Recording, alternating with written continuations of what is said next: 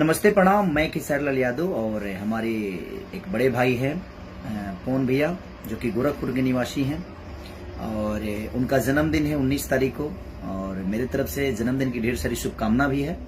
और 19 तारीख को यानी 19 नवंबर को मेरा शो भी है पवन भैया के जन्मदिन पे।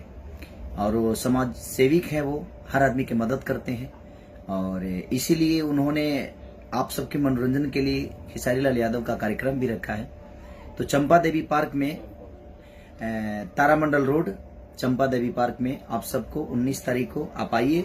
और मेरा रंगारंग कार्यक्रम भी है और पवन भैया का बर्थडे भी है, जिसमें हम लोग केक भी काटेंगे और मनोरंजन भी करेंगे। आप सबको संगीत से ही मैं जो जानता हूँ, जितना जानता हूँ, आप सबके प्यार के लिए मैं गाऊंगा भी, नाचूंगा भी, झूमूंगा भी और केक भी खाऊंगा और केक भी खिलाऊंगा आप सबको।